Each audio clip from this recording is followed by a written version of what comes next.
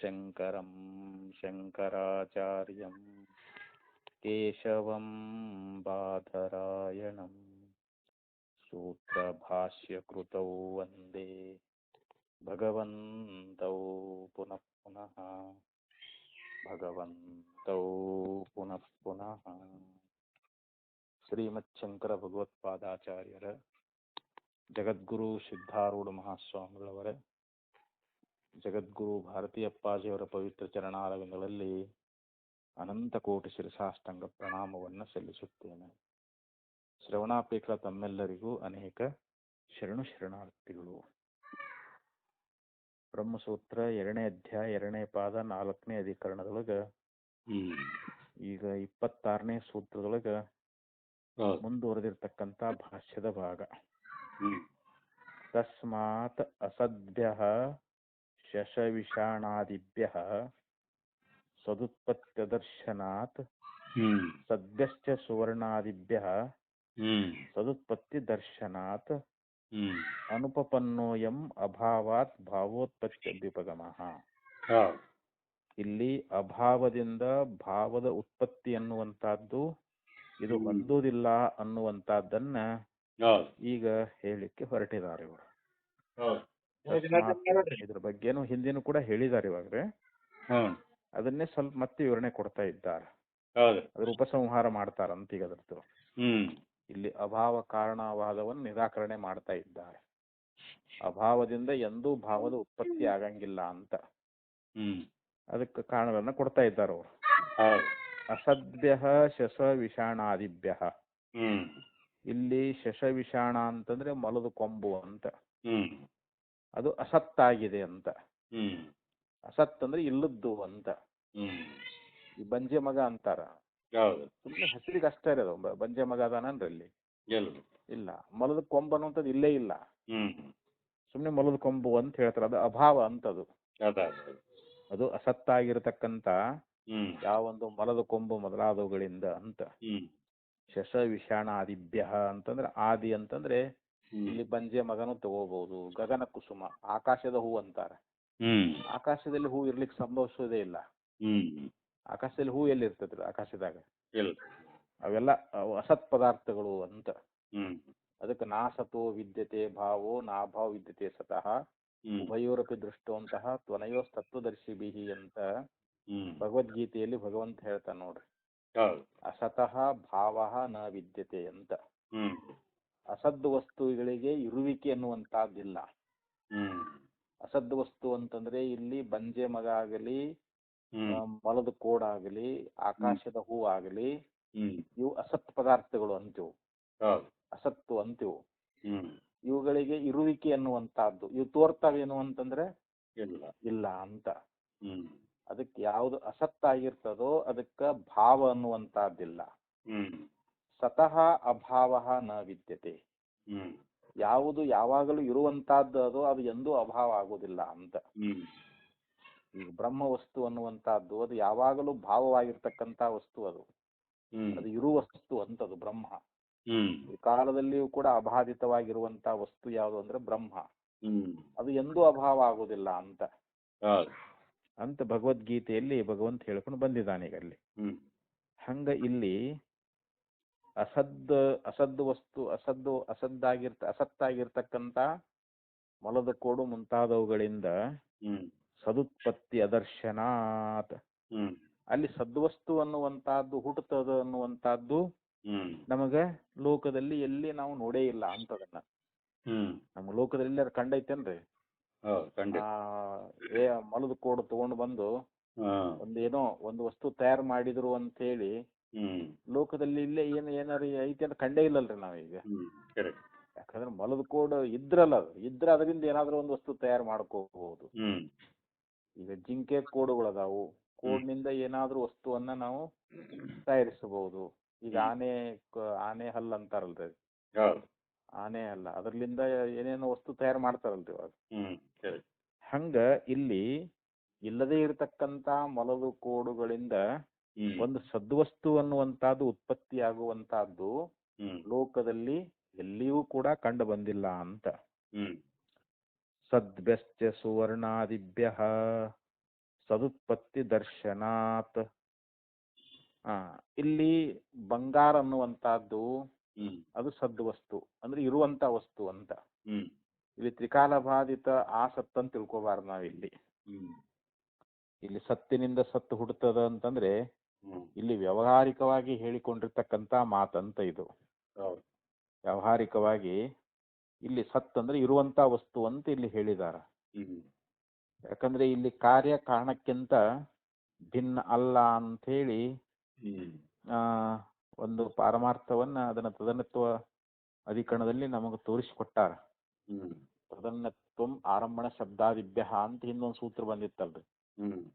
ಕಾರ್ಯ ಕಾರಣವನ್ನ ಬಿಟ್ಟು ಬೇರೆ ಇಲ್ಲ ಅಂತ ಇಂದ ಸೂತ್ರದಲ್ಲಿ ಅದನ್ನ ವಿಚಾರ ಮಾಡ್ಕೊಂಡ್ ಬಂದೇವಲ್ರಿ ಅದನ್ನ. ಹಾಗೆ ಇಲ್ಲಿ ಹೇಳ್ತಾರೆ ಸತ್ತಾಗಿರ್ತಕ್ಕಂತ ಸುವರ್ಣಾದಿಗಳಿಂದ, ಸುವರ್ಣ ಅಂದ್ರೆ ಬಂಗಾರ, ಹಾಗೆ ಅದು ಬಂಗಾರ ಐತಲ್ಲ, ಅದು ಭಾವವಸ್ತು ಅಲ್ರಿ. ಈಗ ಅದು ಭಾವ ಅಂದ್ರೆ ಸದ್ವಸ್ತು ಅಂತದು, ಅದು ಯಾವಾಗಲೂ ಇರುವಂತ ವಸ್ತು. ಅದರಿಂದ ನಮಗ ಒಡವೆಗಳು ಅಂದ್ರೆ ಆಭರಣಗಳು ಉತ್ಪತ್ತಿ ಆಗುವುದು ನಮ್ಮ ಲೋಕದಲ್ಲಿ ಪ್ರಸಿದ್ಧ ಅದ. ಈಗ ಆದಿ ಶಬ್ದದಿಂದ ಮಣ್ಣು ಸದ್ವಸ್ತು ಅದ. ಆ ಮಣ್ಣಿನಿಂದ ಗಡಿಗೆ, ಕೊಡ, ಹರಿವಿ, ಮುಚ್ಚಳ ಇವೆಲ್ಲ ಕಾರ್ಯಗಳು ಉತ್ಪತ್ತಿ ಆಗೋದು ಲೋಕದಲ್ಲಿ ನಾವು ಕಾಣ್ತೇವಿಲ್ರಿ. ಆದ್ರೆ ಇಲ್ಲದೆ ಇರತಕ್ಕಂತ ಮೊಲದ ಕೋಡು ಮೊದಲಾದವುಗಳಿಂದ ಒಂದು ಭಾವವಾಗಿರ್ತಕ್ಕಂತ ವಸ್ತು ಉತ್ಪತ್ತಿ ಆಗೋದು ಲೋಕದಲ್ಲಿ ಕಂಡಿಲ್ಲ. ಆದ್ರೆ ಯಾವುದು ಇರುವಂತ ವಸ್ತು ಅದು, ಅದರಿಂದ ಮತ್ತೊಂದು ಕಾರ್ಯ ಉತ್ಪತ್ತಿ ಆಗೋದು ಲೋಕದಲ್ಲಿ ಪ್ರಸಿದ್ಧ ಅದ ಅಂತ. ಸದುತ್ಪತ್ತಿರ್ ದರ್ಶನಾತ್ ಅನುಪಪನ್ನೋಯಂ ಅಭಾವಾತ್ ಭಾವೋತ್ಪತ್ತಿ ಇತಿ ಅಭ್ಯುಪಗಮಃ. ಆದ್ರಿಂದ ಇಲ್ಲಿ ಅಭಾವದಿಂದ ಭಾವದ ಉತ್ಪತ್ತಿ ಅನ್ನುವಂತಹದ್ದಾಗ್ತದ ಅನ್ನುವಂತಹದ್ದು ಅಯಂ ಅನುಪಪನ್ನ. ಅಂದ್ರೆ ಇದು ನಿಮ್ಮ ಈ ಅಭಿಪ್ರಾಯ ಅನ್ನುವಂತಹದ್ದು, ನಿಮ್ಮ ಸಿದ್ಧಾಂತ ಅನ್ನುವಂತಹದ್ದು ಇದು ಇಲ್ಲಿ ಅಂದ್ರೆ ಏನು, ಇದು ಹೊಂದೋದೇ ಇಲ್ಲ ಅಂತ. ಅವ್ರ ಅಭಿಪ್ರಾಯ ಏನಪ್ಪಾ ಅಂದ್ರೆ ಅಭಾವದಿಂದ ಭಾವೋತ್ಪತ್ತಿ ಆಗ್ತದಂತ ಹೇಳ್ತಾರೆ. ಆದ್ರೆ ಅದು ಎಂದೂ ಹೊಂದಗಡೆ ಆಗುದಿಲ್ಲ ಅಂತ ಹೇಳ್ತಾರೆ, ಲೋಕದಲ್ಲಿ ಕಂಡೇ ಇಲ್ಲ ಅಂತ. ಅಪಿ ಚ ಚತುರ್ಭಿಃ ಚಿತ್ತ ಚೈತ್ಯಾದುತ್ಪದ್ಯಂತೆ ಪರಮಾಣುಭ್ಯಶ್ಚ ಭೂತ ಭೌತಿಕ ಲಕ್ಷಣಃ ಸಮುದಾಯಃ ಉತ್ಪದ್ಯತೆ ಇತಿ ಅಭ್ಯುಪಗಮ್ಯ ಪುನಃ ಅಭಾವಾತ್ ಭಾವೋತ್ಪತ್ತಿಂ ಕಲ್ಪಯದ್ಭಿಃ ಅಭ್ಯುಪಗತಂ ಅಪಮನುವಾನೈಃ ವೈನಾಶಿಕೈಃ ಸರ್ವೋ ಲೋಕಃ ಆಕುಲೀಕ್ರಿಯತೆ. ಇಲ್ಲಿ ಇನ್ನೂ ಒಂದು ಮಾಡ್ತಾ ಹೇಳ್ತಾರ ಅವರು, ಅಪಿಚ ಅಂದ್ರೆ ಮತ್ತು ಕೂಡ ಇಲ್ಲಿ ಈ ಚತುರ್ಭಿಃ ಚಿತ್ತ ಚೈತ್ಯಾದಿ ಉತ್ಪದ್ಯಂತೆ. ಇಲ್ಲಿ ಚಿತ್ತ ಚೈತ್ಯಗಳು ಅಂತ ಇಲ್ಲಿ 4 ಬಗೆಯಾಗಿರ್ತಕ್ಕಂತ ಒಂದು ಕಾರಣಗಳಿಂದ ಈ ಚಿತ್ತ ಚೈತ್ಯಗಳು ಉಂಟಾಗ್ತಾ ಇದ್ದಾವೆ ಅಂತ ಹೇಳಿ ಹಿಂದಿನ ಸೂತ್ರಗಳಲ್ಲಿ ಅದನ್ನ ಉಪದೇಶ ಮಾಡ್ಕೊಂಡು ಬಂದಾರ. ಅಲ್ಲಿ 4 ಕಾರಣಗಳನ್ನು ಹೇಳ್ಕೊಂಡು ಬಂದಾರ. ಪರಮಾಣುಭ್ಯಶ್ಚ ಭೂತ ಭೌತಿಕ ಲಕ್ಷಣ. ಇಲ್ಲಿ ಪರಮಾಣುಗಳಿಂದ ಈ ಭೂತ ಭೌತಿಕವಾಗಿರ್ತಕ್ಕಂತ ಒಂದು ಸಮುದಾಯ ಸಮುತ್ಪದ್ಯತೆ. ಇಲ್ಲಿ ಸಮುದಾಯ ಅನ್ನುವಂತಹದ್ದು ಉತ್ಪತ್ತಿಯಾಗ್ತದ ಅಂತ. ಈ ಪರಮಾಣುಗಳಂತ ಏನದಾವಲ್ರಿ, ಅವುಗಳು ಒಂದಕ್ಕೊಂದು ಸಂಯೋಗವನ್ನು ಹೊಂದಿ ಈ ಭೂತ ಭೌತಿಕ ಲಕ್ಷಣಾತ್ಮಕವಾಗಿರ್ತಕ್ಕಂತ ಒಂದು ಸಮುದಾಯ. ಈ ಪ್ರತಿಯೊಂದು ವಸ್ತುಗಳು ಪರಮಾಣುಗಳು ಒಂದಕ್ಕೊಂದು ಅಲ್ಲಿ ಸಂಯೋಗ ಹೊಂದಿ ಏನಾಗ್ಯಾವ್ರು, ಸಮಯ ಸಂಬಂಧ ಕೂಡಿಕೊಂಡು ಈ ಭೌತ ಭೌತಿಕ ಪ್ರಪಂಚಕ್ಕೆ ಅವು ಕಾರಣ ಆಗಿದಾವೆ ಅಂತ ಹಿಂದೆ ಹೇಳ್ಕೊಂಡು ಬಂದಾರಲ್ರಿ ಅವ್ರು. ಅಂದ್ರೆ ಪರಮಾಣುಗಳಿಂದಲೇ ಈ ಭೂತ ಭೌತಿಕ ರೂಪವಾಗಿರ್ತಕ್ಕಂತ ಈ ಸಮುದಾಯ ಅಂದ್ರೆ ಇಲ್ಲಿ ಸಮೂಹ ಅನ್ನುವಂತಹದ್ದು ಆಗ್ತದಂತೇಳಿ ಇದನ್ನ ಒಪ್ಪಿದಾರ ಅವರು. ಯಾರಿಲ್ಲಿ ಬೌದ್ಧರು ಕೂಡ ಅದನ್ನ ಒಪ್ಪಿದಾರ. ಇತಿ ಅಭ್ಯುಪಗಮ್ಯ, ಇದನ್ನ ಒಪ್ಕೊಂಡ್ಬಿಟ್ಟು ಪುನಃ ಅಭಾವಾತ್ ಭಾವೋತ್ಪತ್ತಿಂ ಕಲ್ಪಯದ್ಭಿಃ. ಈಗ ಮತ್ತೇನ್ ಹೇಳಕತ್ತಾರ ಇವಾಗ, ಅಭಾವದಿಂದ ಭಾವ ಉತ್ಪತ್ತಿ ಆಗ್ತದಂತ ಹೇಳಿ ಈ ರೀತಿಯಾಗಿ ಪುನಃ ಅಭಾವಾತ್ ಭಾವೋತ್ಪತ್ತಿಂ ಕಲ್ಪಯದ್ಭಿಃ ಈ ರೀತಿ ಕಲ್ಪಿಸಿರ್ತಕ್ಕಂಥವ್ರು ಅಂತ. ಮೊದಲ ಪರಮಾಣುಗಳಿಂದ ಇಲ್ಲಿ 4 ರೀತಿಯಾಗಿರ್ತಕ್ಕಂಥ ಕಾರಣಗಳಿಂದ ಚಿತ್ತಚೇತಗಳು ಉಂಟಾಗುತ್ತವೆ ಅಂತ ಹೇಳಿದರೆ, ಆ ಬಳಿಕ ಪರಮಾಣುಗಳಿಂದ ಈ ಭೌತಿಕ ರೂಪವಾಗಿರ್ತಕ್ಕಂಥ ಈ ಸಮುದಾಯ ಅನ್ನುವಂಥದ್ದು ಉಂಟಾಗ್ತದಂತ ಹೇಳಿ ಇದನ್ನ ಒಪ್ಕೊಂಡಾರ. ಒಪ್ಕೊಂಡು ಮತ್ತೆ ಪುನಃ ಈಗ ಏನ್ ಹೇಳಕತ್ತಾರ ಅಂತಂದ್ರೆ ಅಭಾವದಿಂದ ಭಾವೋತ್ಪತ್ತಿ ಅನ್ನುವಂಥದ್ದು ಆಗ್ತದ ಅಂತ ಈ ರೀತಿ ಕಲ್ಪಿಸ್ತಾ ಇದ್ದಾರಂತ.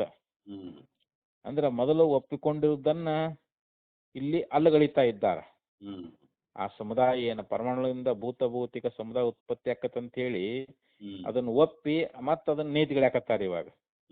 ಇಲ್ಲ ಇದು ಅಭಾವದಿಂದ ಭಾವೋತ್ಪತ್ತಿ ಆಗ್ತದಂತ ಹೇಳಿ ಈ ರೀತಿಯಾಗಿ ಕಲ್ಪಿಸಿ ತಾವು ಒಪ್ಪಿಕೊಂಡಿರುವುದನ್ನೇ ಅಲ್ಲಗಳಿತಾ ಇದ್ದಾರಂತ. ತಾವು ಪೂರ್ವದಲ್ಲಿ ಪರಮಾಣುಗಳಿಂದ ಭೌತಿಕ ಲಕ್ಷಣಾತ್ಮಕವಾಗಿರ್ತಕ್ಕಂಥ ಸಮುದಾಯ ಉತ್ಪತ್ತಿ ಆಗ್ತದಂತ ಹೇಳಿ ಒಪ್ಪಿಕೊಂಡು ಈಗ ಮತ್ತೆ ಪುನಃ ಏನ್ ಹೇಳಿದ್ರು, ಇಲ್ಲ ಅಭಾವದಿಂದ ಭಾವ ಉತ್ಪತ್ತಿ ಆಗ್ತದಂತ ಹೇಳಿ ಈ ರೀತಿಯಾಗಿ ಅವರು ಕಲ್ಪಿಸಿಕೊಂಡು ತಾವು ಹಿಂದೆ ಒಪ್ಕೊಂಡಿದ್ದನ್ನ ಈಗ ಅಲ್ಲಗಳಿತಕ್ಕಂತ ಈ ವೈನಾಶಿಕೈಹಿ, ವೈನಾಶಿಕ ಅಂದ್ರ ಬೌದ್ಧರಿಂದ ಅಂತ, ಸರ್ವೋ ಲೋಕ ಆಕುಲಿ ಕ್ರಿಯತೆ. ಲೋಕ ಅಂದ್ರೆ ಇಲ್ಲಿ ಎಲ್ಲಾ ಪ್ರಜೆಗಳು ಅಂತ, ಎಲ್ಲಾ ಜನರು ಅಂತ. ಈ ಎಲ್ಲಾ ಜನರನ್ನ ಆಕುಲಿ ಕ್ರಿಯತೆ ಅಂತಂದ್ರೆ ಏನು, ಇದು ಮೋಹಗೊಳಿಸ್ತದ ಅಂತ. ಇಲ್ಲಿ ಎಲ್ಲಾ ಜನರನ್ನ ಈ ವೈನಾಶಿಕರು ಮೋಹಗೊಳಿಸ್ತಾ ಇದ್ದಾರೆ ಅಂತ, ಅವರಿಗೆ ಭ್ರಾಂತಿಯನ್ನು ಉಂಟು ಮಾಡಿಬಿಡ್ತಾರಂತ. ಯಾವ್ದಾರ ಒಂದು ಹೇಳ್ಬೇಕಲ್ರಿ ಇವಾಗ. ಇಲ್ಲಿ ಪರಮಾಣುಗಳಿಂದ ಭೌತಿಕ ಲಕ್ಷಣ ಸಮುದಾಯ ಉತ್ಪತ್ತಿ ಆಕತ್ತೆ ಅಂತ ಹೇಳ್ಬಿಟ್ರೆ ಅಲ್ಲಿ ಮುಗಿದು ಹೋಗ್ತದನ್ನ. ಮತ್ತ ಅದನ್ನ ಒಪ್ಪಿಕೊಂಡು ಮತ್ ಪುನಃ ಏನಂದ್ರು, ಇಲ್ಲ ಅಭಾವದಿಂದ ಭಾವದ ಉತ್ಪತ್ತಿ ಅನ್ನುವಂತಾದ್ ಆಗ್ತದಂತ ಹೇಳಿ ಹಿಂಗ್ ಕಲ್ಪಿಸ್ತಾ ಇದ್ದಾರಲ್ಲ. ಅಂದ್ರೆ ಮೊದಲು ಒಪ್ಪಿಕೊಂಡಿದ್ದನ್ನ ಅಭ್ಯುಪಗತಂ ಅಪನುವಾನೈಹಿ ವೈನಾಶಿಕೈಹಿ ಅಂತ, ಅದನ್ನ ಮೊದಲು ಒಪ್ಪಿಕೊಂಡಿದ್ದನ್ನ ನೇತಿಗಳದು, ಅದನ್ನ ಅಲ್ಲಗಳದಂತ ವೈನಾಶಿಕರು ಎಲ್ಲಾ ಜನರನ್ನ ಇಲ್ಲಿ ಮೋಸಗೊಳಿಸ್ತಾ ಇದ್ದಾರ, ಮೋಹಗೊಳಿಸ್ತಾ ಇದ್ದಾರ ಅಂತೇಳಿ ಇದರಲ್ಲಿ ಉಪಸಂಹಾರವನ್ನ ಮಾಡ್ಕೊಂಡು ಬಂದ್ರು. ಆದ್ದರಿಂದ ಇಲ್ಲಿ ಅಭಾವ ವಾದವನ್ನ ನಿರಾಕರಣೆ ಮಾಡಿದ್ರು ಅಂತ ಆಚಾರ್ಯ ಇಲ್ಲಿ. ಇನ್ನು ಉದಾಸೀನಾನಾಮಪಿ ಚೈವಂ ಸಿದ್ಧಿ, ಇದು 27ನೇ ಸೂತ್ರ. ಇದ್ರಲ್ಲಿ ಯಾವುದು 4ನೇ ಅಧಿಕರಣದಲ್ಲಿ 27ನೇ ಸೂತ್ರ. ಉದಾಸೀನಾನಾಮಪಿ ಅಂದ್ರೆ ಉದಾಸೀನರಿಗೂ ಕೂಡ ಕಾರ್ಯಸಿದ್ಧಿ ಅನ್ನುವಂತಹದ್ದು ಆಗಬೇಕಾಗ್ತದ ಅಂತ ಹೇಳ್ತಾರೆ ಈ ಸೂತ್ರದಲ್ಲಿ. ಈ ಉದಾಸೀನ ಅಂತಂದ್ರೆ ಏನು, ಸುಮ್ಮನೆ ಯಾವುದೇ ಕಾರ್ಯದಲ್ಲಿ ಪ್ರವೃತ್ತಿ ಇರಂಗಿಲ್ಲ ಅವನಿಗೆ, ಸುಮ್ಮನೆ ಕುಂತಿರ್ತಾನ ನೋಡ್ರಿ ಅವ್ನು. ಉದಾಸೀನದಾನ್ ಬಿಡಪ್ಪ, ಏನು ಏನು ಹಚ್ಕೊಳ್ಳೋದಿಲ್ಲ ಅಂತಾರಲ್ರಿ.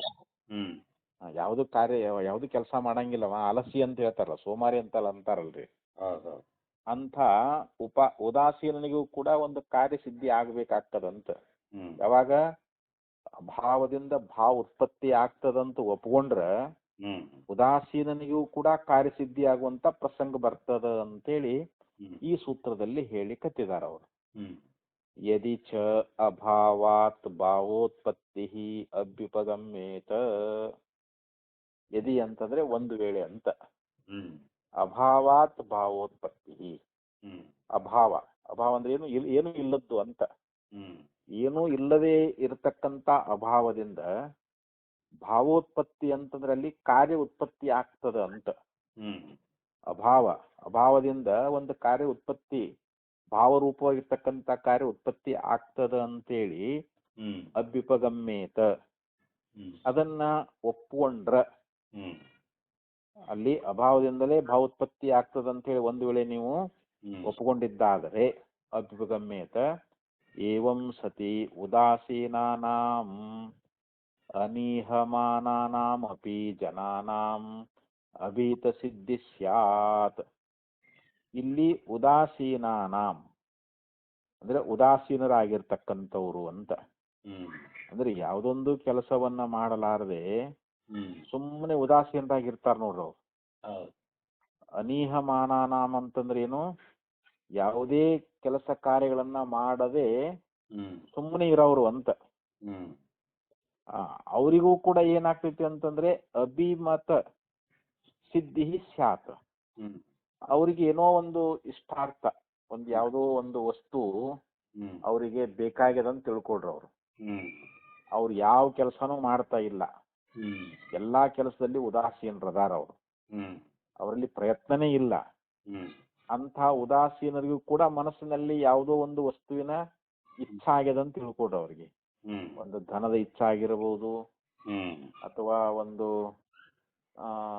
ಏನೋ ಒಂದು ವಸ್ತು ಅವ್ರಿಗೆ ಬೇಕಾಗಿದೆ ಅಂತ ತಿಳ್ಕೊಡ್ರಿ. ಅದು ಅದು ಅದ್ರ ಸಿದ್ಧಿ ಆಗ್ಬೇಕಾಕೈತಿ, ಅದು ಅದು ಉತ್ಪತ್ತಿ ಆಗ್ಬೇಕಾಕೈತಿ ಅಂತ. ಯಾಕೆ ಉದಾಸೀನ ಅಂತಂದ್ರೆ ಅವ್ರು ಮತ್ತೆ ಅಲ್ಲಿ ಅಭಾವದಿಂದ ಭಾವೋತ್ಪತ್ತಿ ಅಂತ ಹೇಳಿದ್ರೆ ಉದಾಸೀನಾಗಿರ್ತಕ್ಕಂಥವನು ಮತ್ತೆ ಅಲ್ಲಿ ಏನು ಮಾಡಂಗೇ ಇಲ್ಲಲ್ರಿ ಅವ, ಅದು ಅಭಾವ ಆಯ್ತಲ್ರಿ. ಈಗ ಅವನ ಮನಸ್ಸಿನಲ್ಲಿ ಉಂಟಾಗ್ತಕ್ಕಂಥ ಯಾವುದೋ ಒಂದು ವಸ್ತುವಿನ ಉತ್ಪತ್ತಿ ಅನ್ನುವಂತಹದ್ದು ಆಗಬೇಕಾಗ್ತದ ಅಂತ. ಯಾಕಂದ್ರೆ ಅಭಾವಸ್ಯ ಸುಲಭತ್ವ, ಅಭಾವ ಅನ್ನುವಂಥದ್ದು ಬಹಳ ಸುಲಭ ಅದ ಅಂತ. ಇದು ಅದು ಸುಲಭವಾಗಿ ನಮ್ಗೆ ದೊರಕಿಸ್ಕೊಡ್ತದಂತ ಅಭಾವ ಅನ್ನುವಂತಹದ್ದು. ಅದಕ್ಕೆ ಉದಾಹರಣೆ ಕೊಡ್ತಾರ ಅವರು. ಹೇಗೆ ಅಂತಂದ್ರೆ, ಕೃಷಿ ವಲಸ್ಯ ಕ್ಷೇತ್ರ ಕರ್ಮಣಿ ಅಪ್ರಯತಮಾನಸ್ಯಾಪಿ ಸಸ್ಯ ನಿಷ್ಪತ್ತಿ ಸ್ಯಾತ್. ಕೃಷಿ ವಲಸ್ಯ ಅಂತಂದ್ರೆ ಒಬ್ಬ ಕೃಷಿ ಕೆಲಸ ಮಾಡವದಾನ, ಒಕ್ಕಲ್ತನ ಅಂತಾರಲ್ರಿ. ಒಕ್ಕಲ್ತನ ಮಾಡ್ತಕ್ಕಂತ ಒಬ್ಬ ಪುರುಷ ಅದಾನ ಅಂತ ತಿಳ್ಕೊಡ್ರಿ. ಅವನು ಕ್ಷೇತ್ರ ಕರ್ಮಣಿ ಅಂತಂದ್ರೆ ಹೊಲದೊಳಗ ಅಲ್ಲಿ ರೆಂಟೆ ಹೊಡೆಯೋದಾಗ್ಲಿ, ಹರಗೋದಾಗ್ಲಿ, ಇಂಥ ಕೆಲಸ ಕಾರ್ಯದಲ್ಲಿ ಅವನು ಅಪ್ರಯತನ ಮಾನಸ್ಯಾಪಿ, ಆ ಕೆಲಸ ಕಾರ್ಯಗಳಲ್ಲಿ ಅವನು ಒಂದು ವೇಳೆ ತೊಡಗದೆ ಇದ್ರೂ ಕೂಡ ಅಂತ, ಪ್ರಯತ್ನ ಮಾಡದೆ ಇದ್ರೂ ಕೂಡ. ಯಾರೊಬ್ಬ ರೈತ ಹೊಲದೊಳಗ ಅವನು ಎತ್ತುಗಳು ತಗೊಂಡು ಹೋಗಿ ಅಲ್ಲಿ ಯಾವುದೋ ನೇಗಲಾಗ್ಲಿ ಹರಗೋದಾಗ್ಲಿ ಅಲ್ಲಿ ಉಳುಮೆ ಕೆಲಸ ಮಾಡ್ಬೇಕಲ್ರಿ. ಈಗ ಅವನು ಏನು ಮಾಡ್ತಾ ಇಲ್ಲ, ರೈತ ಸುಮ್ಮನೆ ಮನ್ಯಾಗ ಅದಾನವ, ಹೊಲಕ್ಕ ಹೋಗಿಲ್ಲ. ಆದ್ರ ಅವನಿಗೆ ಫಲ ಬೇಕಾಗೈತಿ. ಇವಾಗ ಅವನು ಅಲ್ಲಿ ಯಾವುದೋ ಹತ್ತಿ ಆಗಲಿ, ಜೋಳ ಆಗಲಿ, ಗೋಧಿ ಆಗಲಿ, ಕಡ್ಲಿ ಆಗಲಿ ಯಾವುದೋ ಒಂದು ಬಿತ್ತಿ ಬೆಳಿಬೇಕಾಗಿತ್ತು, ಬೆಳೆ ತಗೋಬೇಕಾಗಿತ್ತವ. ಆದ್ರೆ ಅವನು ಮನ್ಯಾಗ ಕುಂತಾನ, ಹೊಲಕ್ ಹೋಗಿ ಯಾವ ಉಳುಮೆ ಮಾಡಿಲ್ಲವ, ಅಲ್ಲಿ ನೆಗಲಿ ಹೊಡಿದಾಗ್ಲಿ ಕುಂಟೆ ಹೊಡಿದಾಗ್ಲಿ ಯಾವ್ದು ಏನು ಕೆಲಸ ಮಾಡಿಲ್ಲವ. ಅವನು ಮನೆಯೊಳಗನ ಸುಮ್ಮನೆ ಅದಾನ. ಅವನದೇನು ಇಷ್ಟ ಐತಿ, ನಾನು ಇಷ್ಟು ಫಲ ಪಡಿಬೇಕಪ್ಪ, ಇಷ್ಟೊಂದು ಬೆಳೆ ಬೆಳಿಬೇಕು ಅಂತೇಳಿ ಅವನು ಉದಾಸೀನಾಗಿ ಮನೆಯೊಳಗ ಇದ್ರೂ ಕೂಡ ಅಲ್ಲಿ ಹೊಲದೊಳಗ ತಾನ ಬೆಳೆ ಬರ್ಬೇಕಾಗಿತ್ತದು. ಅಂದ್ರೆ ಅಭಾವದಿಂದ ಭಾವೋತ್ಪತ್ತಿ ಅಂತ ಹೇಳ್ತೀರಂತಂದ್ರ ಉದಾಸೀನಾಗಿರ್ತಕ್ಕಂಥ ರೈತನೂ ಕೂಡ ಅಲ್ಲಿ ಏನೊಂದು ಪ್ರಯತ್ನ ಮಾಡಲಾರದೆ ಅವನು ಬೆಳೆಯನ್ನ ಬೆಳಿಬೇಕಾಗ್ತದ ಅಂತ. ಬೆಳಿ ಬರ್ತೈತಿ ಏನದು ಲೋಕದಲ್ಲಿ ಇಲ್ಲ. ಯಾಕಂದ್ರೆ ಅಲ್ಲಿ ಒಕ್ಕಲ್ತನ ಮಾಡಿದ್ರನ್ನ ಅಲ್ಲಿ ಕೆಲಸ ಮಾಡಿದಾಗ ಬೆಳೆ ಬರುದಲ್ರಿ. ಈಗ ಇವನು ಉದಾಸೀನಾಗಿ ಸುಮ್ ಮನ್ಯಾಗ ಕುತ್ಕೊಂಡು ಈ ಸಲ ಇಷ್ಟು ಬೆಳಿತದ ಅಂತ ಹೇಳಿ ಇಲ್ಲಿ ಅನ್ಕೋತ ಕುಂತ ಅಂತಂದ್ರ ಅಲ್ಲಿ ಬೆಳೆ ಬರ್ತದೇನದು, ಬರುದಿಲ್ಲ ಅಂತ. ಅಲ್ಲಿ ಪೈರ್ ಅನ್ನುವಂತಹದ್ದು ಅಲ್ಲಿ ಹೊಲದೊಳಗ ಅವ ಪೈರ್ ತಕ್ಕೋಬೇಕಲ್, ಬೆಳಿಬೇಕಲ್ರಿ. ಅವ ಕೆಲಸಕ್ಕೆ ಹೋಗದೆ ಇದ್ರೂ ಕೂಡ ಆ ಪೈರು ಅಲ್ಲಿ ಬೆಳಿ ಬೆಳಿಬೇಕಾಕೈತಿ, ಅದು ತಾನೇ ಬೆಳಿಬೇಕಾಗ್ತೈತಿ. ಅದ್ ಬೆಳಿತದೇನು ಅಂತಂದ್ರೆ ಇಲ್ಲ ಅಂತ. ಯಾಕಂದ್ರೆ ಅಭಾವದಿಂದ ಭಾವ ಉತ್ಪತ್ತಿ ಆದ್ರ ಅಭಾವ ಅಂತಂದ್ರೆ ಇಲ್ಲಿ ರೈತ ಸುಮ್ಮನೆ ಅದಾನಲ್ಲಿ. ಇವಾಗ ಅವ ಏನು ಪ್ರಯತ್ನ ಮಾಡೇ ಇಲ್ಲ, ಆದ್ರೂ ಕೂಡ ಹೊಲದೊಳಗ ಅವನಿಗೆ ಬೆಳೆ ತಾನಾಗೆ ಬೆಳಿತದೇನು ಅಂತಂದ್ರೆ ಇಲ್ಲ ಅಂತ. ಹಂಗ ಬೆಳಿಬೇಕಾಗ್ತೈತಿ ಅಂತ ಹೇಳ್ತಾರ. ಅಭಾವದಿಂದ ಭಾವೋತ್ಪತ್ತಿ ಆಕೈತಿ ಅಂತಂದ್ರೆ ರೈತ ಏನು ಕೆಲಸ ಮಾಡದೇ ಇದ್ರೂ ಕೂಡ ಅವನು ಬೆಳೆಯನ್ನ ತಗೊಳ್ಳುವಂತ ಪ್ರಸಂಗ ಬರ್ತದ. ಮತ್ತೆ ಹೇಳಿದ್ರು, ಕರ್ಮಣಿ ಅಪ್ರಯತಮಾನಸ್ಯಾಪಿ ಸಸ್ಯ ನಿಷ್ಪತ್ತಿ ಸ್ಯಾತ್ ಕುಲಾಲಸ್ಯ ಚ ಮೃತ್ ಸಂಕ್ರಿಯಮಾಣಾಯಾಂ ಅಪ್ರಯತನಮಾನಸ್ಯಾಪಿ ಅಮತ್ರೋತ್ಪತ್ತಿ. ಈಗ ಕುಂಬಾರ ಪಾತ್ರೆ ತಯಾರು ಮಾಡ್ಬೇಕಂದ್ರ ಅವನು ಕೆರೆಗೆ ಹೋಗಿ ಮಣ್ಣು ತರಬೇಕು. ಮಣ್ಣು ತಂದು ನೀರ್ ಹಾಕಿ ಹದನವಾಗಿ ಕಲಸ್ಬೇಕು. ಅವಾಗ ಚಕ್ರ ದಂಡ ತಗೊಂಡು ತಿಗರಿ ಮೇಲೆ ಆ ಮಣ್ಣಿಟ್ಟು ಅವನ್ ತಿರುವಿ ಗಡಿಗೆ ತಯಾರು ಮಾಡಬೇಕು. ಹೌದು, ಇಷ್ಟೆಲ್ಲ ಪ್ರಯತ್ನ ಐತಿಲ್ರಿ ಇವಾಗ. ಈಗ ಅಲ್ಲಿ ಕುಂಬಾರ ಅವನ್ ಮಣ್ಣು ತರಾಕು ಹೋಗಿಲ್ಲ, ಮತ್ತ ಅದನ್ನು ತುಳಿಯುವುದೂ ಇಲ್ಲ. ಅಲ್ಲಿ ಚಕ್ರ ದಂಡಾದಿಗಳಿಂದ ಅದನ್ನ ತಿರುಗಿಸಿ ಗಡಿಗೆ ಮಾಡೋದು ಇಲ್ಲ. ಮತ್ತ ಅದು ಹಂಗ ತಾನ ಪಾತ್ರೆ ಆಗ್ಬೇಕೀಗ. ಅದು ಅಭಾವದಿಂದ ಭಾವ ಉತ್ಪತ್ತಿ ಆಕೈತಿ ಅಂತಂದ್ರ ಅಲ್ಲಿ ಕುಂಬಾರ ಏನೇ ಪ್ರಯತ್ನ ಮಾಡದೇ ಇದ್ರೂ ಕೂಡ ಗಡಿಗೆ ಮುಂತಾದವುಗಳು ತಾನೇ ಉತ್ಪತ್ತಿ ಆಗ್ಬೇಕವು. ಅವ್ ಪ್ರಯತ್ನ ಮಾಡದೇ ಇದ್ರೂ ಕೂಡ ತಾನೇ ಉತ್ಪತ್ತಿ ಆಗಬೇಕು. ಒಂದ್ ವೇಳೆ ಅಭಾವದಿಂದ ಭಾವ ಉತ್ಪತ್ತಿ ಹೇಳ್ತೀನಿ ಅಂತಂದ್ರ ಈಗ ಕುಂಬಾರ ಏನೂ ಪ್ರಯತ್ನ ಮಾಡದೆ ಗಡಿಗೆ ಮೊದಲಾದವುಗಳು ತಾವಾಗೇ ಉತ್ಪತ್ತಿ ಆಗಬೇಕು. ಹಂಗಾಗ್ತದೇನು ಅಂತಂದ್ರ ಲೋಕದಲ್ಲಿ ಇಲ್ಲ. ಮತ್ತೆ ಗಡಿಗೆಲ್ಲ ತಯಾರಾಗ ಅವ್ ಮಾಡಬೇಕಲ್ರಿ. ಇದು ಕುಂಬಾರ ಪ್ರಯತ್ನ ಮಾಡಿದಾಗನ ಹೋಗಿ ಮಣ್ಣು ತರಬೇಕು, ಅದನ್ನ ಅದ್ರ ಮೇಲೆ ಕಲಸಬೇಕು, ಅಲ್ಲಿ ತಿಗರಿ ಮೇಲಿಟ್ಟು ಅದನ್ನ ಚೆನ್ನಾಗಿ ಚಕ್ರದಂಡಗಳಿಂದ ಅವು ಸಹಕಾರಿ ಕಾರಣದವಲ್ರಿ ಅವು ಚಕ್ರದಂಡಗಳು. ಅದರಿಂದ ಅವನು ಪ್ರಯತ್ನ ಪೂರ್ವಕವಾಗಿ ಅಲ್ಲಿ ಒಂದು ಗಡಿಗೆಯನ್ನ ತಯಾರು ಮಾಡ್ತಾನ ಅವನು. ಅದು ತಾನಾಗಿ ಆಗುದಿಲ್ಲ ಅಂತ. ಇನ್ನೊಂದು ಉದಾಹರಣೆ ಕೊಡ್ತಾ ಇದ್ದಾರೆ ಅವರು. ತಂತು ವಾಯುವಸ್ಯಾಪಿ ತಂತೂನ್ ಅತನ್ವಾನಸ್ಯಾಪಿ ತನ್ವಾನಸ್ಯೇವ ವಸ್ತ್ರಲಾಭ. ಈಗೊಬ್ಬವ ನೇಕಾರದನ ಅಂತ ತಿಳ್ಕೊಡ್ರಿ. ಇವಾಗ ಅವ್ನು ನೇಗಿ ಕೆಲಸ ಮಾಡ್ತಿರ್ತಾನ. ಅವನು ಕೂಡ ಅಲ್ಲಿ ನೂಲುಗಳನ್ನೇ ನೇಯ್ಬೇಕಲ್ರಿ. ನೇಯ್ದ್ರೆ ಬಟ್ಟೆ ತಯಾರಾಗ್ತೈತದು. ಅವ್ನು ನೇಯ್ದೆ ಇದ್ರೆ ಅಲ್ಲಿ ತಾನಾಗೆ ಬಟ್ಟೆ ದೊರಕ್ತದನ್ರಿ ನಮಗೆ ಅದು. ಮತ್ ಇವನ್ ಹೇಳೋ ಪ್ರಕಾರ ಅಭಾವದಿಂದ ಭಾವ ಉತ್ಪತ್ತಿ ಆಕೈತಿ ಅಂತಂದ್ರ ಆ ನೇಯ್ಗೆಯವನು ನೇಕಾರನು ಯಾವುದೇ ಪ್ರಯತ್ನ ಮಾಡಲಾರದೆ ಅಲ್ಲಿ ನೂಲು ತಂದಿಲ್ಲ, ಅವನು ಅಲ್ಲಿ ಮಗ್ಗದೊಳಗ ಇಟ್ಟದನ್ನ ಅವೆಲ್ಲ ಎಳೆಗಳು ಜೋಡಿಸ್ಬೇಕಲ್ಲ, ನೂಲು ಎಲ್ಲ ಜೋಡಿಸ್ಬೇಕಲ್ರಿ. ಅವನ್ನ ಜೋಡಿಸಿ ಅದು ಮಗ್ಗದಾಗ ಕುತ್ಕೊಂಡು ಅದನ್ನ ಬಟ್ಟೆ ಅಲ್ಲಿ ನೇಯ್ಬೇಕಲ್ರಿ. ಅವ ಅದು ಏನು ಮಾಡ್ಲಾರ್ದೆ ತಾನಾಗೆ ಬಟ್ಟೆ ತಯಾರಾಕತ್ತೇನ್ರಿ ತಾನ ಅದು. ಅಲ್ಲಿ ನೂಲಿಲ್ಲ, ಯಾವುದೂ ಇಲ್ಲ. ಅವನು ನೇಕಾರ ಸುಮ್ಮನೆ ಅದಾನಂತ ತಿಳ್ಕೊಡ್ರಿ. ಏನು ಪ್ರಯತ್ನ ಮಾಡಿಲ್ಲವ, ತಾನಾಗೆ ಬಟ್ಟೆ ಅನ್ನುವಂಥದ್ದು ಹೆಂಗ ತಯಾರಾಗೋದಿಲ್ಲವೋ ಅಂತ ಇಲ್ಲಿ ಹೇಳ್ತಾ ಇದ್ದಾರೆ ಅವರು. ತನ್ವಾನಸ್ಯೇ ವಸ್ತ್ರಲಾಭ ಅಂದ್ರ ಆ ನೇಕಾರನಿಗೆ ಅವನು ಪ್ರಯತ್ನ ಮಾಡದೆ ಬಟ್ಟೆ ಅನ್ನುವಂಥದ್ದನ್ನ ಅವನು ದೊರಕಿಸ್ಕೊಳ್ಬೇಕು ಅಂತ. ಏನು ಪ್ರಯತ್ನ ಮಾಡದೆ ನೇಯ್ಲಾರದೇನೆ ಅಭಾವದಿಂದ ಭಾವ ಉತ್ಪತ್ತಿ ಆಕೈತಿ ಅಂತಂದ್ರ ಇಲ್ಲಿ ಅವನು ಉದಾಸೀನಾಗಿ ಸುಮ್ಮನೆ ಕುಂತ್ಕೊಂಡಾನ ಅಂತಂದ್ರ ನೇಕಾರ ತಾನಾಗೆ ಬಟ್ಟೆ ಅನ್ನುವಂಥದ್ದು ಉತ್ಪತ್ತಿ ಆಗುವುದಿಲ್ಲ ಅಂತ. ಅವ್ ನೇಯ್ಬೇಕಾಕೈತಿ ಅಂತ ಹೇಳ್ತಾರ ಅವ್ರು. ಸರ್ಗಾಪವರ್ಗಯೋಶ್ಚ ನ ಕಶ್ಚಿತ್ ಕಥಂಚಿತ್ ಸಮೀಹ್ಯೇತ. ಇನ್ನು ಲೋಕದೊಳಗ ಒಬ್ಬವ ಸ್ವರ್ಗ ಲೋಕದ ಅಪೇಕ್ಷೆಯನ್ನ ಮಾಡ್ತಾನ. ಸ್ವರ್ಗ ಒಬ್ಬವ ಮೋಕ್ಷವನ್ನ ಅಪೇಕ್ಷೆ ಮಾಡ್ತಾನ. ಇಲ್ಲಿ ಸ್ವರ್ಗ ಅಪವರ್ಗ ಅಂತ ಹೇಳ್ಯಾರ ಅವರು. ಒಬ್ಬನಿಗೆ ಸ್ವರ್ಗ ಬೇಕಾಗ್ಯದ, ಇನ್ನೊಬ್ಬನಿಗೆ ಮೋಕ್ಷ ಬೇಕಾಗ್ಯದ. ಸ್ವರ್ಗ ಬೇಕಾಗಿರ್ತಕ್ಕಂಥವನು ನನಗೆ ಸ್ವರ್ಗ ಆಗ್ಲಿ ಅಂತೇಳಿ ಆ ಸ್ವರ್ಗಕ್ಕೆ ಸಾಧನವಾಗಿರ್ತಕ್ಕಂತ ಪುಣ್ಯ ಕಾರ್ಯಗಳನ್ನ ಮಾಡ್ಲಾರ್ದೆ ಅವನು ಸುಮ್ಮನೆ ಕುತ್ಕೊಂಡ ಅಂತಂದ್ರ ಅವನು ಸ್ವರ್ಗ ಭೋಗ ಸಿಗ್ತಾವನ್ರಿ ಅವನಿಗೆ? ಸ್ವರ್ಗಲೋಕ ಪ್ರಾಪ್ತಿ ಆಗ್ತತೇನು ಅಂತಂದ್ರೆ ಇಲ್ಲ. ಯಾಕಂದ್ರೆ ಅಭಾವದಿಂದ ಭಾವೋತ್ಪತ್ತಿ ಅಂತ ಒಪ್ಕೊಂಡಿದ್ದಾದ್ರ ಸ್ವರ್ಗಾಪೇಕ್ಷೆಯಾಗಿರ್ತಕ್ಕಂತ ಮನುಷ್ಯ ಯಾವುದೇ ಸ್ವರ್ಗ ಸಾಧನವಾಗಿರ್ತಕ್ಕಂತ ಅಗ್ನಿಹೋತ್ರಾದಿ ಕರ್ಮಗಳನ್ನ ಮಾಡ್ಲಾರ್ದೆ, ಯಜ್ಞ ಯಾಗಾದಿಗಳನ್ನ ಮಾಡ್ಲಾರ್ದೆ, ಜಪತಪಾದಿಗಳನ್ನ ಮಾಡ್ಲಾರ್ದೆ, ಯಾವ ಸಾಧನೆನೂ ಮಾಡ್ಲಾರ್ದೆ ಅವನು ಸುಮ್ಮನೆ ನನಗೆ ಸ್ವರ್ಗ ಸಿಗಬೇಕಪ್ಪ ಅಂತ ಸುಮ್ಮನೆ ಕುಂತ್ರ ಅವನಿಗೆ ಸ್ವರ್ಗ ಪ್ರಾಪ್ತಿ ಆಗುವಂತ ಪ್ರಸಂಗ ಬರ್ತದ. ಆದ್ರಿಂದ ಇಲ್ಲಿ ಅಭಾವದಿಂದ ಭಾವೋತ್ಪತ್ತಿ ಯಾವತ್ತೂ ಆಗಂಗಿಲ್ಲ ಅಂತ ಸ್ವರ್ಗಾಪೇಕ್ಷಿ ಆದವನಿಗೂ ಕೂಡ ಸ್ವರ್ಗ ಸಿಗಬೇಕಾಕೈತಿ. ಯಾವ ಪ್ರಯತ್ನ ಇಲ್ಲದೆ, ಯಾವ್ದೊಂದು ಸಾಧನೆ ಮಾಡ್ಲಾರ್ದೆ ಅವನು ಸ್ವರ್ಗವನ್ನ ಹೊಂದುವಂತ ಪ್ರಸಂಗ ಬರ್ತದೆ. ಇದು ಲೋಕದಲ್ಲಿ ಅನುಭವಕ್ಕೆ ವಿರುದ್ಧ ಐತಲ್ರಿ ಇವಾಗ. ಯಾಕಂದ್ರೆ ಸ್ವರ್ಗ ಬಯಸಿದವನು ಯಜ್ಞ ಯಾಗ ಮಾಡ್ತಾನ, ಅನೇಕ ಪುಣ್ಯ ಕಾರ್ಯಗಳನ್ನ ಮಾಡ್ತಾ ಇದ್ದಾನ.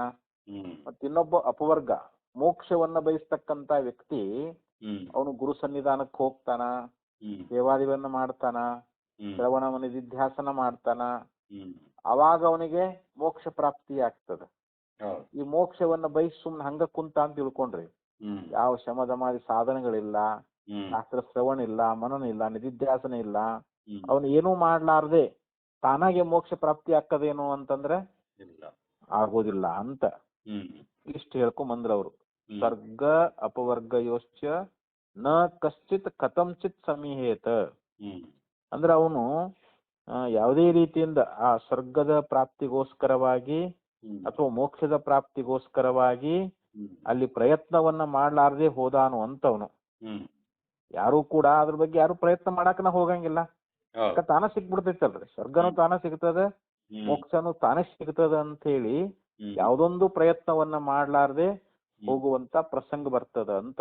ಒಂದ್ ವೇಳೆ ಅಭಾವದಿಂದ ಭಾವೋತ್ಪತ್ತಿ ಅಂತ ಒಪ್ಕೊಂಡ್ರೆ ಇಷ್ಟೆಲ್ಲ ಲೋಕ ವಿರುದ್ಧ ಎಲ್ಲ ಇದಿಷ್ಟು ಇದು ಲೋಕದಲ್ಲಿ ಎಲ್ಲಿ ಕಂಡದ್ರಿ? ಈಗೆಲ್ಲ ಪ್ರತಿಯೊಬ್ಬ ಮೋಕ್ಷಾಪೇಕ್ಷನು ಸಾಧನೆ ತೊಡಗುತ್ತಾ ಇದ್ದಾನ. ಸ್ವರ್ಗವನ್ನ ಬಯಸ್ತಕ್ಕಂಥವನು ಯಜ್ಞ ಯಾಗಾದಿಕರ್ಮವನ್ನು ಮಾಡ್ತಾ ಇದ್ದಾನೆ. ಇದು ಪ್ರತ್ಯಕ್ಷ ಐತಲ್ರಿ ಇದು. ನಚ ಏತತ್ ಯುಜ್ಯತೆ ಅದ್ವಿಪಗಮ್ಯತೆ ವಾ ಕೇನಚಿತ್.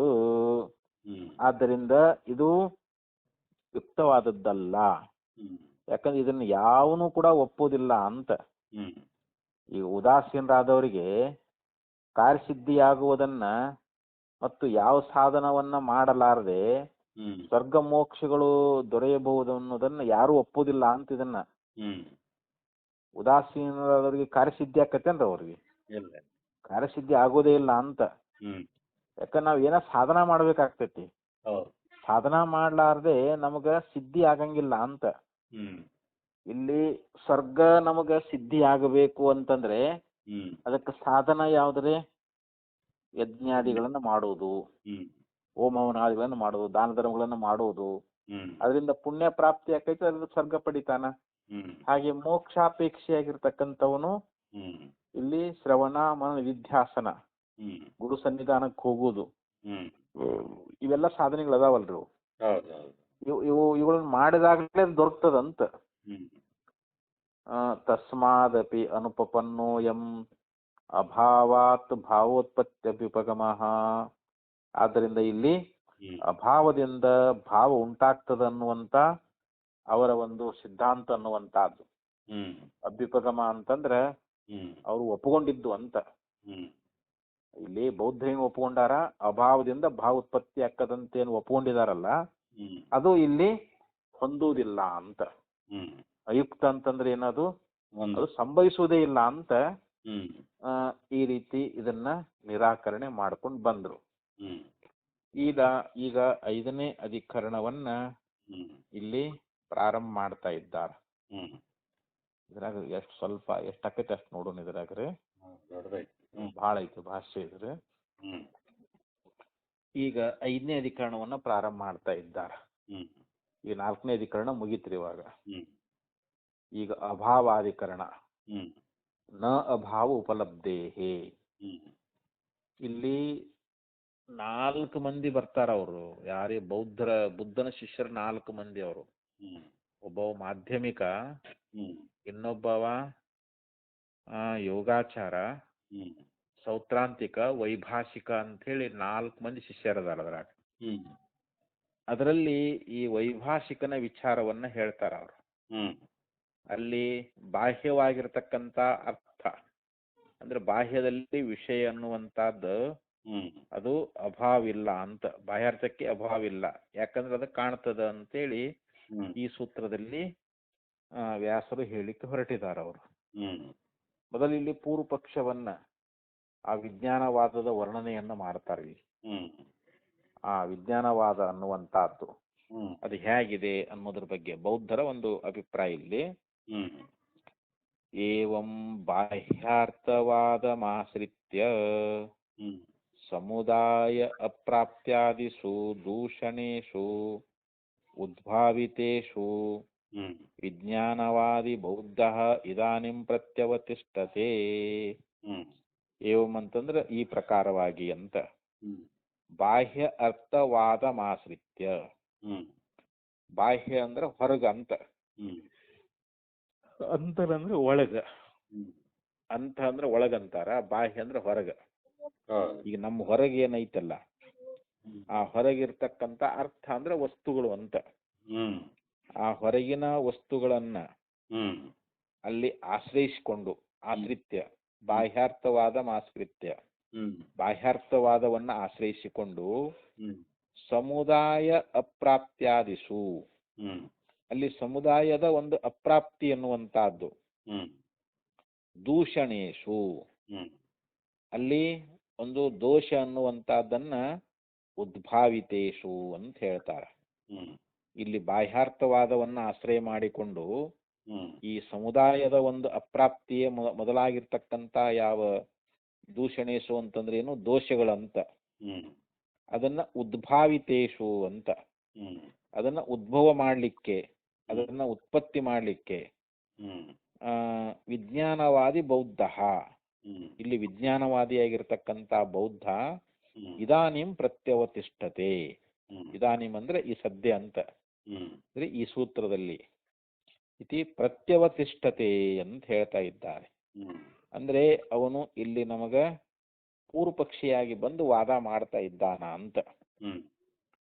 ಆ ವಿಜ್ಞಾನವಾದಿ ಬೌದ್ಧದಾನಲ್ಲ, ಅವನು ಈ ಬಾಹ್ಯಾರ್ಥವಾದವನ್ನ ಆಶ್ರಯಿಸಿ ಸಮುದಾಯ ಅನ್ನುವಂತಹದ್ದು ಅದು ಅಪ್ರಾಪ್ತಿ ಅಂತ, ಸಮುದಾಯದ ಒಂದು ಅಪ್ರಾಪ್ತಿಯ ಮೊದಲಾಗಿರ್ತಕ್ಕಂಥ ಒಂದು ದೋಷಗಳನ್ನ ಪ್ರಕಟ ಮಾಡಿ, ಉದ್ಭಾವಿತೇಸು ಅಂತಂದ್ರೆ ಅದನ್ನ ಪ್ರಕಟಿಸಿ ಅಂತ.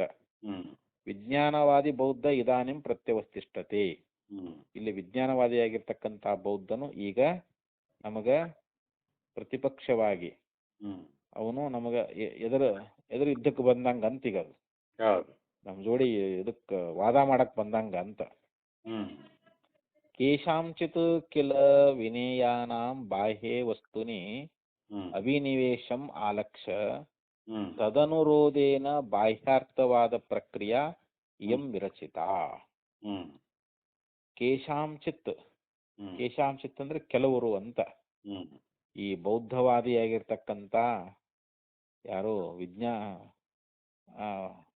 ಈಗ ಅವ್ರ ಅಭಿಪ್ರಾಯ ಹೇಳ್ಕೊಂಬಂದ್ರೆ ಹೇಗಿಲ್ರಿ, ಅವ್ರ ಶಿಷ್ಯರು ವಿನೇಯಾನಾಂ ಅಂತಂದ್ರೆ ಕೇಶಾಂಚಿತ್ ಕಿಲ ವಿನೇಯಾನಾಂ, ಆ ಬುದ್ಧನ ಕೆಲವರು ಏನು ಶಿಷ್ಯರದಾರಲ್ಲ ಅವರಲ್ಲಿ ಬಾಹ್ಯ ವಸ್ತುನಿ ಅಭಿನಿವೇಶಂ ಆಲಕ್ಷ್ಯ, ಅಂದ್ರೆ ಬಾಹ್ಯವಾಗಿರ್ತಕ್ಕಂಥ ವಸ್ತುವಿನಲ್ಲಿ ಒಂದು ಅಭಿನಿವೇಶ ಇರುವುದನ್ನ ಕಂಡು, ಅಭಿನಿವೇಶ ಅಂತಂದ್ರೆ ಆ ಬಾಹ್ಯ ವಸ್ತುಗಳು ಅದಾವು ಅಂತ ಒಪ್ಕೊಂಡಾನಂತವನು.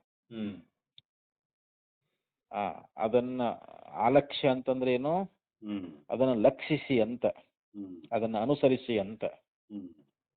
ಕೆಲವು ಶಿಷ್ಯರು ಯಾರು ಬೌದ್ಧರಲ್ಲಿ ಕೆಲವು ಶಿಷ್ಯರು ಏನದಾರ ಅಂತಂದ್ರೆ ಅವರು ಹೊರಗಿನ ವಸ್ತುವಿನಲ್ಲಿ ಅಭಿನಿವೇಶ ಅನ್ನುವಂತಹದ್ದನ್ನ ಕಂಡು ಅಭಿನಿವೇಶಂ ಆಲಕ್ಷ್ಯ ತದನುರೋಧೇನ ಬಾಹ್ಯಾರ್ಥವಾದ ಪ್ರಕ್ರಿಯೆ ಎಂ ವಿರಚಿತ. ಇಲ್ಲಿ ಬಾಹ್ಯಾರ್ಥವಾದ ಅನ್ನುವಂತಹದ್ದನ್ನ ಆ ಪ್ರಕ್ರಿಯೆಯನ್ನ ಇಲ್ಲಿ ರಚನಾ ಮಾಡಿದ್ದಾರೆ ಅಂತ. ಯಾಕಂದ್ರೆ ಹೊರಗಿನ ವಸ್ತುಗಳಲ್ಲಿ ಅವರು ಅಭಿನಿವೇಶ ಇರುವುದನ್ನ ಕಂಡು ಅದನ್ನ ಅನುಸರಿಸಿಕೊಂಡು ಈ ಒಂದು ಬಾಹ್ಯಾರ್ಥವಾಗಿರ್ತಕ್ಕಂಥ ಪ್ರಕ್ರಿಯೆಯನ್ನ ಇಲ್ಲಿ ಇಯಂ ವಿರಚಿತ, ಇದನ್ನು ರಚಿಸಲಾಗಿದೆ ಅಂತ ಇಲ್ಲಿ ಹೇಳ್ಕೊಂಡು ಬಂದ್ರು. ಯಾಕಂದ್ರೆ ಬುದ್ಧನ ಶಿಷ್ಯರಲ್ಲಿ ಕೆಲವು ಶಿಷ್ಯರು ಈ ರೀತಿಯಾಗಿ ಅವರು ಹೇಳ್ಕೊಂಡು ಬರ್ತಾ ಇದ್ದಾರೆ. ನಾಸವು ಸುಗತ ಅಭಿಪ್ರಾಯ, ಆದ್ರೆ ಇದು ಸುಗತ ಅಂತಂದ್ರೆ ಬುದ್ಧ, ಇದು ಬುದ್ಧನ ಅಭಿಪ್ರಾಯ ಅಲ್ಲ ಅಂತ, ಇದು ಬುದ್ಧನ ಅಭಿಪ್ರಾಯ ಅಲ್ಲ ಅಂತ ಹೇಳ್ತಾ ಇದ್ದಾರೆ. ಯಾಕೆ ಅಂತಂದ್ರೆ ಮುಂದೆ ವಿವರಣೆ ಕೊಡ್ತಾರ ಅವರು. ತಸ್ಯ ತು ವಿಜ್ಞಾನೈಕ ಸ್ಕಂದವಾದ ಏವ ಅಭಿಪ್ರೇತಃ.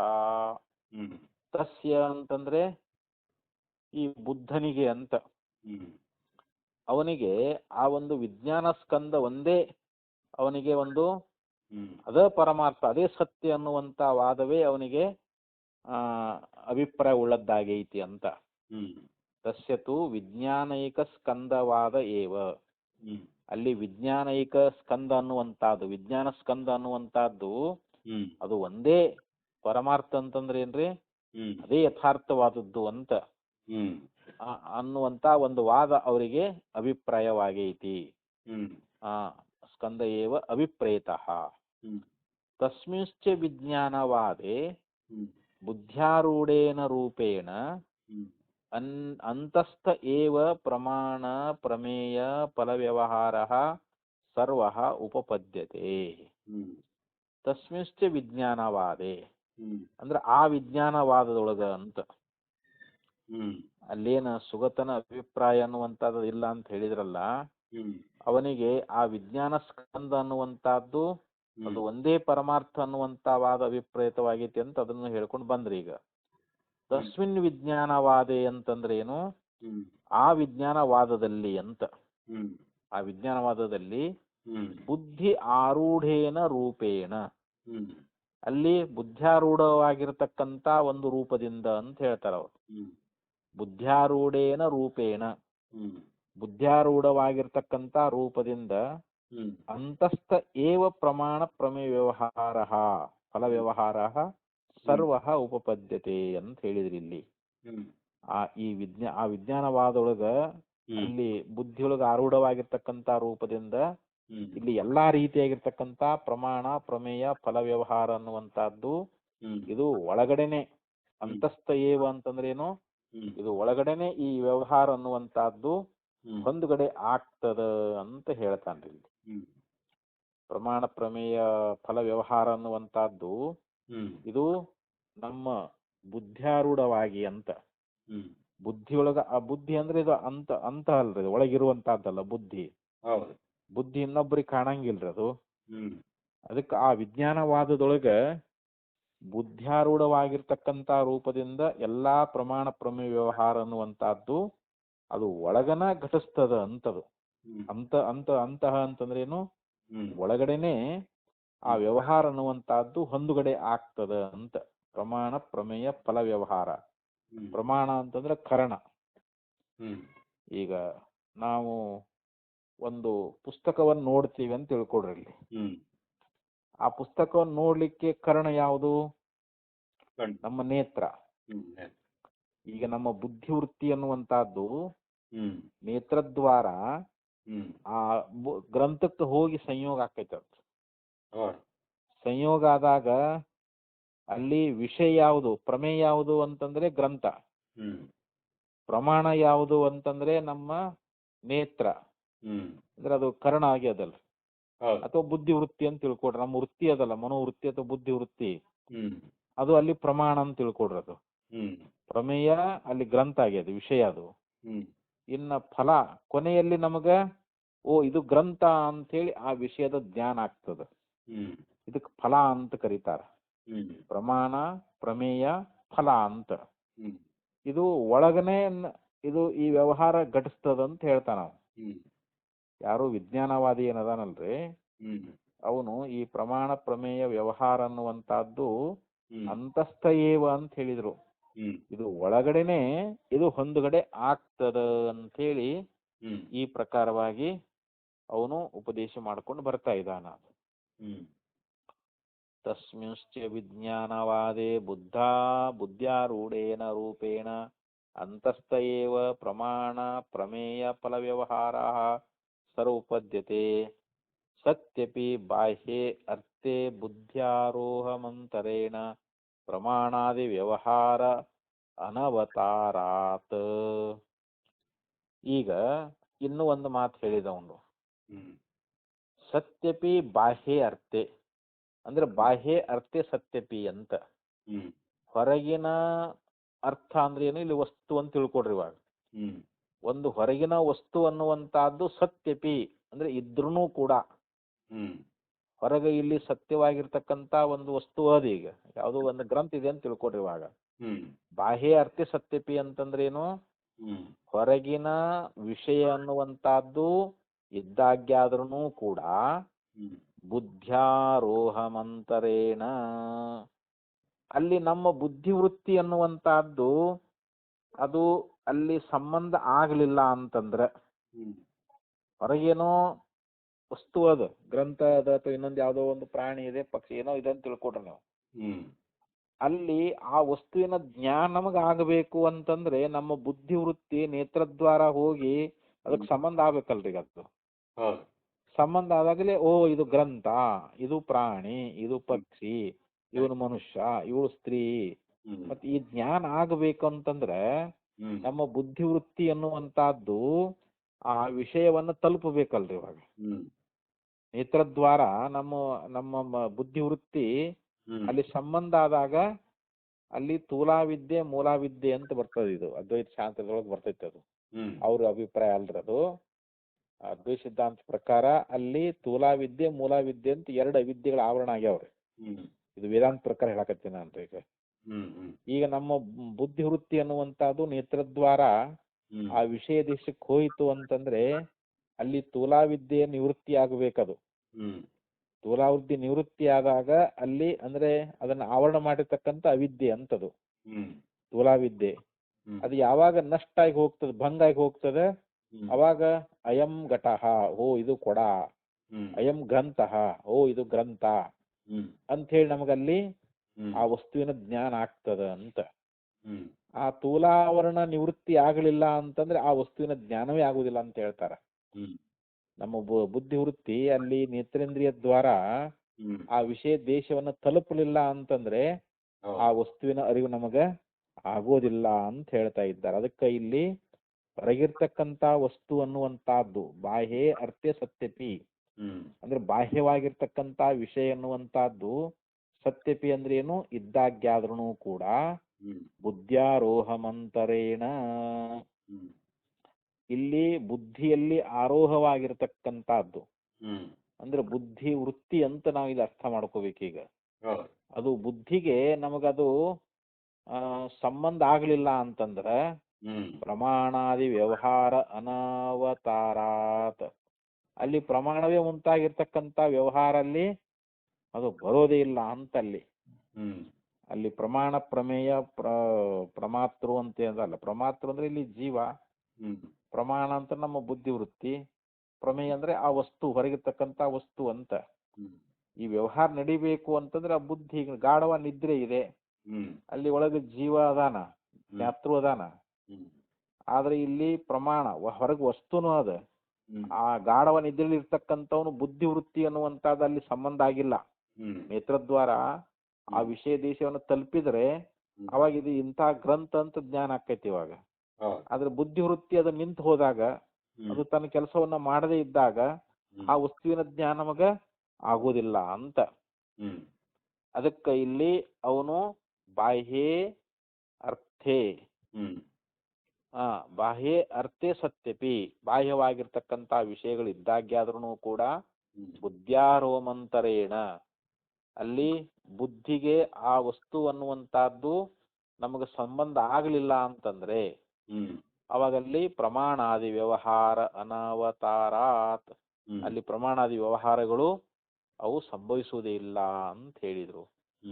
ಕಥಂ ಪುನರವಗಮ್ಯತೆ ಅಂತಸ್ಥ ಏವ ಅಯಂ ಸರ್ವ ವ್ಯವಹಾರ ನ ವಿಜ್ಞಾನ ವ್ಯತಿರಿಕ್ತೋ ಬಾಹ್ಯೋ ಅರ್ಥ ಅಸ್ತೀತಿ. ಇಲ್ಲಿ ಒಂದು ಪ್ರಶ್ನೆ ಮಾಡ್ತಾ ಇದ್ದಾರೆ. ಪೂರ್ವಪಕ್ಷಿ ಆಗಿರ್ತಕ್ಕಂಥವನು ಈ ವ್ಯವಹಾರ ಅನ್ನುವಂತಹದ್ದು ಏನದಲ್ಲ, ಇದು ಏನಂತಾನವನು ಕಥಂ ಪುನರವಗಮ್ಯತೆ ಅಂತಸ್ಥ ಏವ ಅಯಂ ಸರ್ವ ವ್ಯವಹಾರ. ಈ ಎಲ್ಲಾ ವ್ಯವಹಾರ ಅನ್ನುವಂತಹದ್ದು ಅಯಂ ವ್ಯವಹಾರ ಅಂದ್ರೆ ಏನು, ಅಯಂ ಅಂದ್ರೆ ಈ ಸರ್ವ ವ್ಯವಹಾರ ಎಲ್ಲಾ ವ್ಯವಹಾರ ಅನ್ನುವಂತಹದ್ದು ಇದು ಅಂತಸ್ಥ ಏವ ಪುನಃ ಅವಗಮ್ಯತೆ, ಇದು ಒಳಗನ ನಡಿತೈತಿ ಅಂತ ಹೇಳಿ ನೀವು ಹೆಂಗ್ ತಿಳ್ಕೊಳ್ತಾ ಇದ್ದೀರಿ, ಇದಕ್ಕ ನಿಮ್ಗೆ ಹೆಂಗ್ ಗೊತ್ತಾಯ್ತು ಅಂತ ಕೇಳ್ತಾರೆ ಈಗ ಅವರು. ನ ವಿಜ್ಞಾನ ವ್ಯತಿರಿಕ್ತೋ ಬಾಹ್ಯೋ ಅರ್ಥಸ್ಥಿತಿ ಅಂದ್ರೆ ವಿಜ್ಞಾನ ವ್ಯತಿರಿಕ್ತವಾಗಿ ಬಾಹ್ಯವಾಗಿರ್ತಕ್ಕಂಥ ವಸ್ತು ಅನ್ನುವಂತಹದ್ದಿಲ್ಲ ಅಂತ ಹೇಳಿ ಇದನ್ನ ಹೆಂಗ್ ನೀವು ನಿಶ್ಚಯ ಮಾಡ್ತಾ ಇದ್ದೀರಿ ಅಂತ. ಅಂದ್ರೆ ಎಲ್ಲಾ ವ್ಯವಹಾರ ಇದು ಒಳಗನ ಅದ, ವಿಜ್ಞಾನಕ್ಕಿಂತಲೂ ಬೇರೆ ಆಗಿರ್ತಕ್ಕಂಥ ಹೊರಗಿನ ವಿಷಯ ಅನ್ನುವಂತಹದ್ದು ಯಾವುದೂ ಇಲ್ಲ ಅಂತ ಹೇಳಿ ಇದನ್ನ ನೀವು ಹೆಂಗ್ ನಿಶ್ಚಯ ಮಾಡ್ತೀರಿ ಅಂತ ಇಲ್ಲಿ ಪೂರ್ವ ಪಕ್ಷಿ ಪ್ರಶ್ನೆ ಮಾಡಿದ್ರೆ ಅದಕ್ಕೆ ಇಲ್ಲಿ ಬೌದ್ಧ ಉತ್ತರ ಕೊಡ್ತಾ ಇದ್ದಾನವನು. ಅವ ಏನಂತಾನ, ತತ್ ಅಸಂಭವಾತ್ ಇತ್ಯಾಹ ಅದು ಸಂಭವಿಸುವುದಿಲ್ಲ ಅನ್ನುವಂತಹದ್ದನ್ನ ಇಲ್ಲಿ ಬೌದ್ಧ ಉತ್ತರ ಕೊಡ್ತಾನ. ಅದನ್ನ ಮುಂದೆ ನೋಡೋಣ. ಇಷ್ಟಿರ್ಲಿ, ಇದು ಒಂದು ಭಾಳ ಐತು ಭಾಷೆ ಇದ್ರಿ.